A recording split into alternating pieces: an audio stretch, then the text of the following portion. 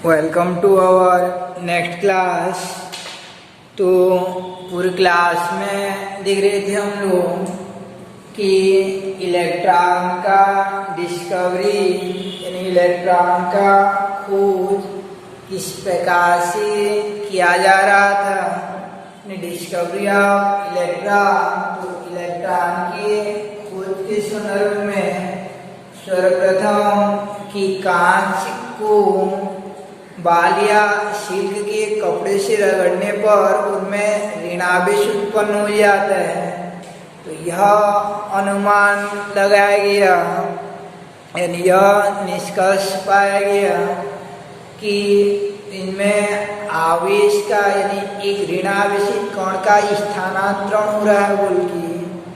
तो बाद में फिर माइकल फैराडे इस संबंध में आगे खोज करते हुए इन्होंने एक विद्युत अपघटनी विलयन लिया और विद्युत अपघटनी विलयन का विद्युत अपघटन करवाया। तो उन्होंने देखा कि इलेक्ट्रिक से कोई न कोई कण आता रहता है और विलयन के रासायनिक संगठन को परिवर्तन करता रहता है।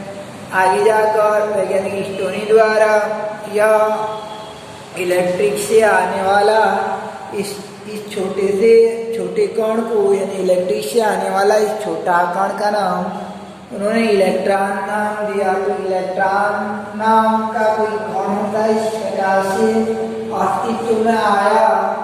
तो आगे इलेक्ट्रॉन का वास्तव में किस प्रकार से डिस्कवर किया गया, उसके लिए कैथोड किरणें का सहारा लिया गया। कैथोड किरणें का जब खोज हो गई तो कैथोड किरणें जो है इलेक्ट्रॉन के खोज के लिए अत्यंत यानी लाभकारी हुआ। यानी इलेक्ट्रॉन के खोज के लिए कैथोड किरण इलेक्ट्रॉन का मार्ग को प्रशस्त कर दिया। तो आज देखते हैं हम लोग कि कैथोड किरणें क्या है और इससे किस प्रकार से इलेक्ट्रॉन का डिस्कवरी किया गया है। कैथोड किरणें क्या है और इससे इलेक्ट्रॉन का डिस्कवरी किस प्रकार से किया गया है। तो कैथोड किरणें, कैथोड रेस यानी कैथोड किरण क्या होता है और इस प्रकार से इलेक्ट्रॉन का यानी खोज किया गया कैथोड किरण द्वारा।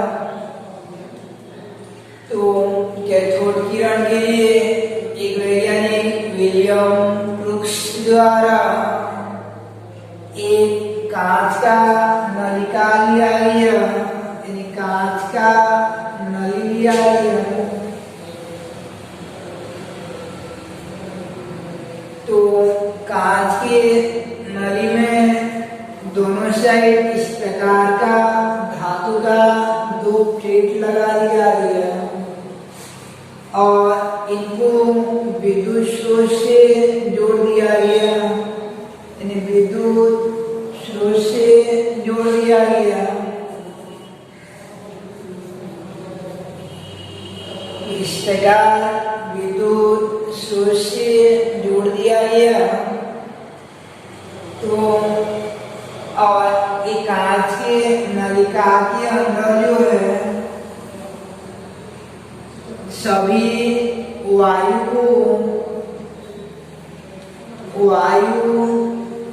जो सब पंप द्वारा बाहर निकाल दिया गया, निर्वात की स्थिति उत्पन्न कर दी गई। तो सामान्यतः वायु जो है वो विद्युत के कुछ अलग रहते हैं। वायु या हवा द्वारा विद्युत धारा नहीं बहती है, किंतु विशेष स्थिति तैयार किया जाए कि उच्च विभवांतर आरोपित किया जाए, बहुत ज़्यादा वोल्टेज आरोपित किया जाए और दाब को अत्यधिक निम्न रखा जाए, बहुत कम रखा जाए। तो उस समय गैसों में भी विद्युत का चालन संभव होता है। तो विलियम क्रूक्स ने इस प्रकार का व्यवस्था कर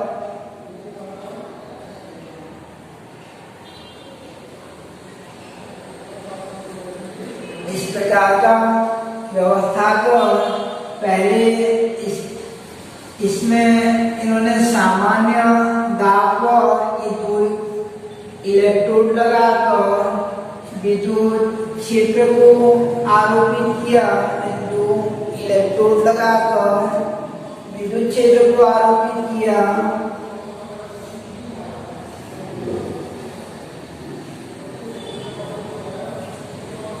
तो दो इलेक्ट्रोड लगाकर विद्युत क्षेत्र आरोपित किया। तो अगर वायुमंडल यानी नली के अंदर का दाब को कम नहीं किया गया, स्टार्टिंग में सामान्य वायुमंडलीय दाब के बराबर रखा गया, तो उन्होंने ये देखा कि इसमें किसी प्रकार से विद्युत धारा यानी गैसों में विद्युत का चालन जो है संभव नहीं हो पाती है, इसमें चालन जो है संभव नहीं रहता है। फिर उसके बाद उन्होंने दाब को पहले 10 ATM यानी एक वायुमंडलीय दाब रखा। तो उस समय गैसों में विद्युत का चालन नहीं होता था। फिर उन्होंने दाब को और कम कर दिया, यहाँ से दाब यहाँ के गैसों का दबाव को और कम कर दिया और दाब को 10⁻2 ATM 10⁻⁻2 वायुमंडलीय दाब कर दिया। तो उसी स्थिति में उन्होंने देखा कि यहाँ से एक प्रकाश पुंज निकलती है, एक प्रकाश पुंज निकलती है और आगे की ओर बढ़ती है। एक प्रकाश पुंज निकलती है और आगे की ओर बढ़ती जाती है। तो प्रकाश का रंग जो है उसमें भरा गया गैस पर निर्भर करता है कि अंदर में क्या गैस है बोल के। तो जैसे आपका ट्यूबलाइट रहता है, तो ट्यूबलाइट में के अंदर जो विभिन्न रंग उत्पन्न होता है, यह इस प्रकार की व्यवस्था के कारण होता है। तो 10⁻2 वायुमंडलीय दाब पर इस प्रकार एक प्रकाश पुंज उत्पन्न होती है, जो कि ये वाला ऋण सिरा है और ये वाला धन सिरा है। ये ऋण सिरे से निकलते हुए धन सिरे की ओर जाती है, ऋण सिरे से निकलते हुए धन सिरे की ओर जाती है। तो 10⁻2 पर इस प्रकार प्रकाश पुंज उत्पन्न होती है। इसके पश्चात जो उन्होंने दाब को और कम कर दाब को और कम कर 10⁻⁻4 ATM रख दिया, 10⁻4 ATM रख दिया। तो उसी स्थिति में उन्होंने देखा कि यहाँ से कोई भी प्रकाश पुंज नहीं निकलता है, प्रकाश पुंज नहीं निकलता है। 10⁻4 वायुमंडलीय दाब पर उन्होंने देखा कि कोई प्रकाश पुंज नहीं निकलता है। लेकिन यह घटना ये दिखाई दिया कि यहाँ पे जो कांच का प्लेट लगा हुआ है, यानी कांच का कवर लगा हुआ है, यहाँ पे प्रतिदीप्ति उत्पन्न होने लगा, यानी चमक उत्पन्न होने लगा, हरे रंग का चमक उत्पन्न होने लगा। तो इस प्रकार 10⁻4 वायुमंडलीय दाब पर ये धन प्लेट की ओर एक चमक या प्रतिदीप्ति उत्पन्न होने लगा। तो इस प्रकार विलियम क्रूक्स द्वारा ऐसे एक नली लिया गया जिसे कि विसर्जन नलिका यानी डिस्चार्ज ट्यूब कहते हैं। तो विसर्जन नलिका में उन्होंने 3 प्रकार का अवलोकन किया। पहला कि सामान्य वायुमंडलीय दाब पर विद्युत क्षेत्र आरोपित करने पर यानी 10,000 वोल्ट आरोपित करने पर कोई भी चालन यानी कोई भी विद्युत धारा उनको दिखाई नहीं दिया, यानी किसी प्रकार का घटना उन्होंने मेजर नहीं किया। किंतु उन्होंने 10⁻2 वायुमंडलीय दाब किया तो यह देखा कि ऋण प्लेट से धन प्लेट की ओर एक प्रकाश पुंज जाती रहती है, जिसका रंग जो है नलिका के अंदर भरे गए रंग पर, नलिका के अंदर भरे गए गैस पर निर्भर करती है। तदुपरांत उन्होंने 10⁻⁴ वायुमंडलीय दाब कर दिया। उस दौरान उन्होंने देखा कि धन प्लेट की ओर एक प्रतिदीप्ति या चमक उत्पन्न होती है। तो धन प्लेट की ओर एक प्रतिदीप्ति या चमक उत्पन्न होती है। तो उस आधार पर उन्होंने निष्कर्ष निकाला कि होना हो ये ऋण प्लेट, यानी ऋण प्लेट से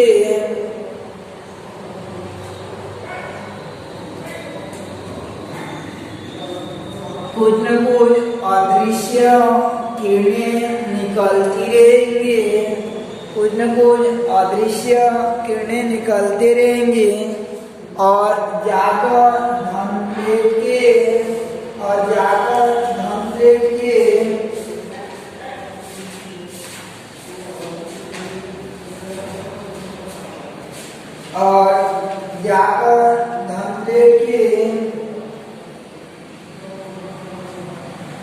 आसपास एक प्रतिदीप्ति या चमक उत्पन्न करते रहेंगे।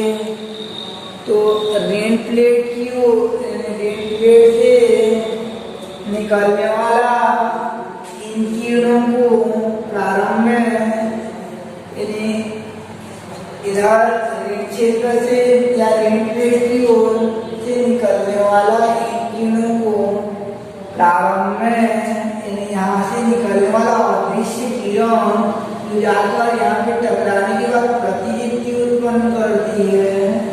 तो इन अदृश्य किरणों को, यानी अनविजिबल रेस को प्रारंभ में कैथोड किरण कहा गया। यानी इन किरणों को कैथोड किरण कहते हैं।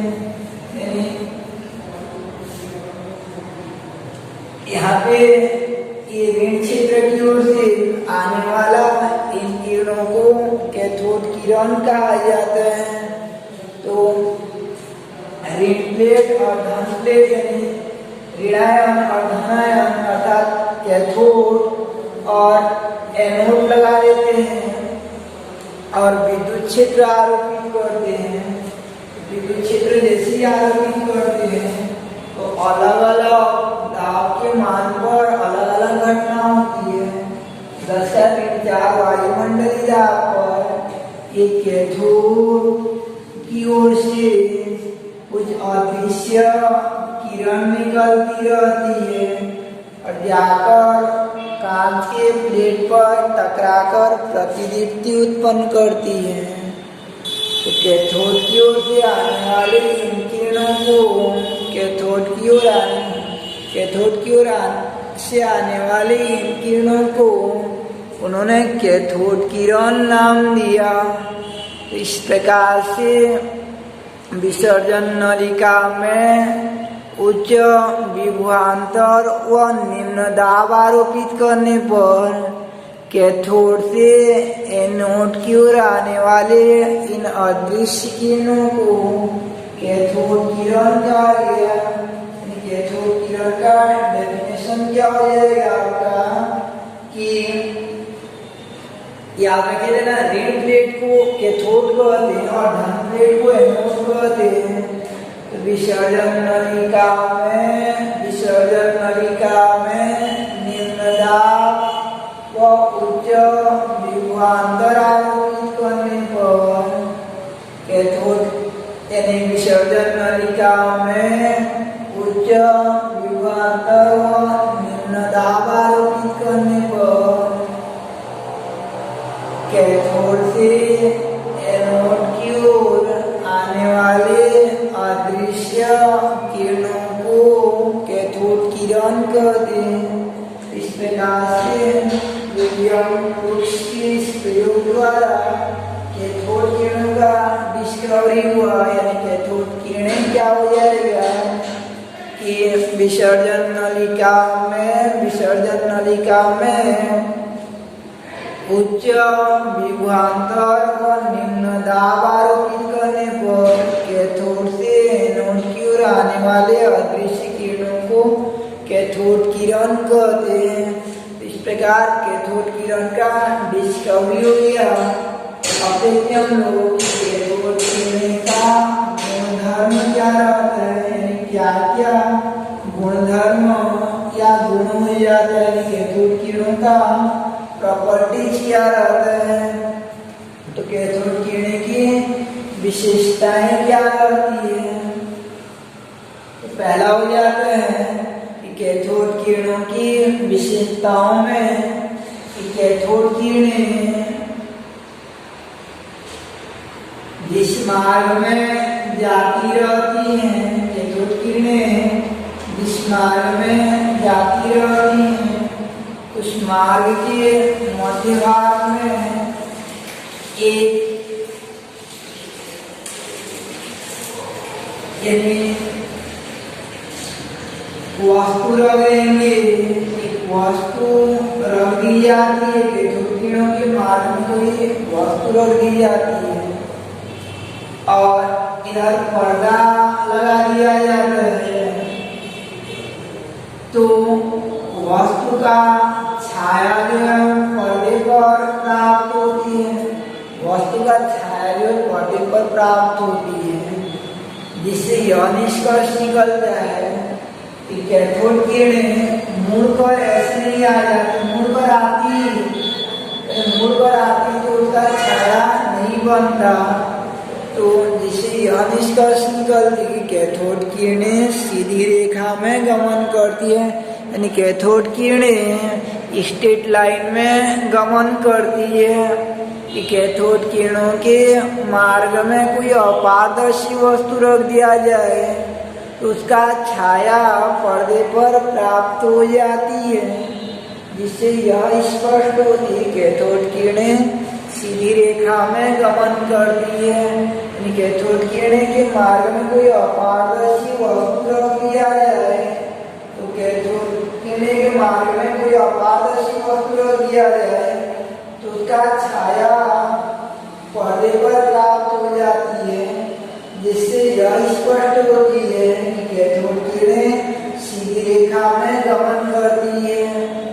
दूसरा गुणधर्म रहता है कैथोड किरणों की गुणधर्म में कि कैथोड किरणों की गुणधर्म में दूसरा हो जाता है कि कैथोड किरणें जिस मार्ग में जाती रहती है, कैथोड किरणें जिस मार्ग में जाती रहती है उसमें कोई हल्का पैडल रख दिया जाए, हल्का चक्र रख दिया जाए तो वह पैडल जो है घूम जाती है, पैडल जो है घूम जाती है। अर्थात यानी उसके मार्ग में कोई हल्का पैडल रख दिया जाए तो वो घूम जाती है। तो कोई तभी घूमता है जब उस पर बल लगता है, कोई तभी घूमता है जब उस पर बल लगता है। बल के लिए होता है बल बराबर द्रव्यमान ना त्वरण पड़ोगे आप उसमें द्रव्यमान नहीं देगा तब जाकर घूमेगा और द्रव्यमान होगा गतिज ऊर्जा बराबर होता है आपका 1/2 mv²। द्रव्यमान के साथ जो है यानी वह वेग से यानी कुछ वेग से गति करता हुआ आ रहा है, तो द्रव्यमान और वेग का गुणा होगा, उसमें गतिज ऊर्जा निहित रहेगा। तो इस प्रकार से यानी इनके मार्ग में कोई हल्का पैडल रख दिया जाए, कोई हल्का पैडल रख दिया जाए तो वह घूम जाती है। तो यह घूम जाती है, घुमाने के लिए स्वयं में कुछ भार होना चाहिए। तो कैथोड किरणें जो है यानी बहुत ज़्यादा भार वाला नहीं होते हैं, एकदम कम भार वाले होते हैं क्योंकि हल्के पैडल को घुमा लेते हैं। तो कैथोड किरणों के मार्ग में हल्का पैडल रखने पर वह पैडल घूम जाती है, जिससे यह निष्कर्ष निकलता है कि कैथोड किरणें हल्के भारयुक्त कण होते हैं, कि कैथोड किरणें हल्के भारयुक्त कण होते हैं। इस प्रकार से कैथोड किरणें क्या हुई आपका कि विसर्जन नलिका में उच्च विभवांतर व निम्न दाब आरोपित करने पर कैथोड से एनोड की ओर आने वाले अदृश्य किरणों को कैथोड किरणें कहते हैं। कैथोड किरणों की विशेषताओं में पहला हो जाता है कैथोड किरणें सीधी रेखा में गमन करती हैं, क्योंकि इनके मार्ग में अपारदर्शी वस्तु रख दिया जाए तो उसका छाया बन जाती है। दूसरा, कैथोड किरणें हल्के भारयुक्त कण होते हैं, क्योंकि इनके मार्ग में हल्का पैडल रख दिया जाए तो वह घूमना प्रारंभ कर देती है। इस प्रकार से कैथोड किरणें की विशेषता हो जाती है। इसकी बात देखते हम लोग कैथोड किरणों की अगला विशेषता में कि कैथोड किरणें जिस मार्ग में जाती रहती है उसे विद्युत क्षेत्र में रख दिया जाता है। धन प्लेट और ऋण प्लेट से गुजारा जाता है। धन प्लेट और ऋण प्लेट के बीच से ऊपर गुजारा जाता है। तो ये कैथोड किरणें धन प्लेट की ओर विक्षेपित हो जाती है। कैथोड किरणें धन प्लेट की ओर विक्षेपित हो जाती है, जिससे यह निष्कर्ष निकलता है कि कैथोड किरणें स्वयं ऋणावेशित कण होते हैं। यानी कैथोड किरणें स्वयं ऋणावेशित कण होते हैं, क्योंकि विपरीत आवेश के मध्य आकर्षण होता है। धन प्लेट की ओर आकर्षित हो रहा है तो उसमें ऋण होगा, तब जाकर विपरीत वाला में आकर्षण होता है। समान वाला में प्रतिकर्षण होता है, यानी समान आवेशों के मध्य प्रतिकर्षण होता है। तो जिससे यह निष्कर्ष निकल जाए कैथोड किरणें यानी कैथोड किरणें ऋणावेशित कण होते हैं।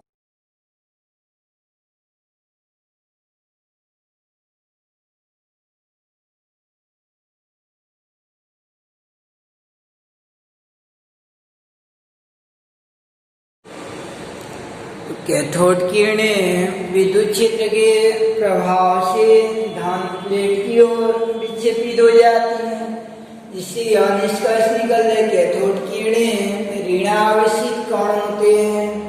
उसके बाद अगला होता है कि कैथोड किरणों को किसी चादर या पतला टीन जैसे बाक्स अगर रहता है तो वहां पे डालेंगे तो उसको भेद जाती है, अंदर घुस जाती है। तो कैथोड किरणों में भेदन क्षमता पाई जाती है, पतले चादर को भेदने की क्षमता पाई जाती है, यानी आर पार घुस जाती है। तो कैथोड किरणों में भेदन क्षमता पाई जाती है, यानी आर पार होने की क्षमता पाई जाती है।